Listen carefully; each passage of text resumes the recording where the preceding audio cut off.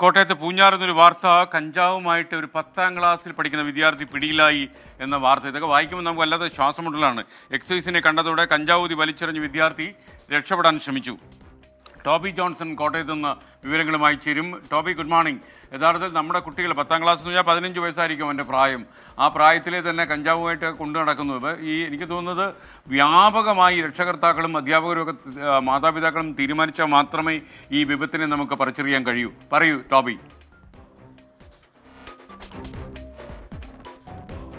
Good morning S K N പറഞ്ഞത് വളരെയധികം ശരിയാണ്. മാതാപിതാക്കളുടെയും അധ്യാപകരുടെയും ഒക്കെ ഒരു ശ്രദ്ധ വളരെ ആവശ്യമുള്ള ഒരു ഘട്ടമാണ്. എന്തായാലും ഈ പനച്ചികപ്പാറ എന്ന് പറയുന്ന സ്ഥലത്ത് വെച്ചാണ് ഈ വിദ്യാർത്ഥിയെ ശനിയാഴ്ച വൈകുന്നേരം രാത്രിയിലാണ് ഏകദേശം 8 മണിയോടുകൂടിയാണ് എക്സൈസ് സംഘം ബൈക്കിൽ സംശയാസ്പദമായി ഇരിക്കുന്ന ഒരു കാഴ്ച കണ്ടത്.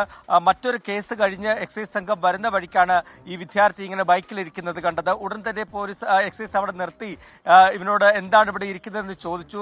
അങ്ങനെ ചോദിക്കുന്നതിനിടയിലാണ് ഈ കഞ്ചാവ് പൊതി വലിച്ചെറിഞ്ഞിട്ട് ബൈക്ക് എടുത്തുകൊണ്ട് പോകാൻ വേണ്ടി ശ്രമിച്ചത്. ഇതിനിടയിൽ ഒരു എക്സൈസ് ഉദ്യോഗസ്ഥൻ, പ്രസാദ് എന്ന് പറയുന്ന എക്സൈസ് ഉദ്യോഗസ്ഥൻ, ഈ ബൈക്കിൽ പിടിച്ചു.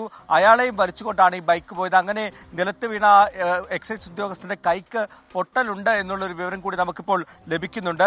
ഈ വിദ്യാർത്ഥിയെ എന്തായാലും അറസ്റ്റ് ചെയ്തിട്ടുണ്ട് എന്നാണ്, അറസ്റ്റ് ചെയ്ത് ജാമ്യത്തിൽ വിട്ടു എന്നാണ് മനസ്സിലാക്കാൻ കഴിയുന്നത്. ജുവനൈൽ ആയതുകൊണ്ട് തന്നെ ജുവനൈൽ ജസ്റ്റിസ് ബോർഡിന്റെ നിയമപ്രകാരമുള്ള നടപടികളായിരിക്കും പോലീസ് സ്വീകരിക്കുക. പോലീസിനും എക്സൈസ് ഇത് സംബന്ധിച്ചുള്ള ഒരു റിപ്പോർട്ട് കൈമാറിയിട്ടുണ്ടെന്നാണ് നമുക്ക് ലഭിക്കുന്ന വിവരം. S K. Okay, thank you.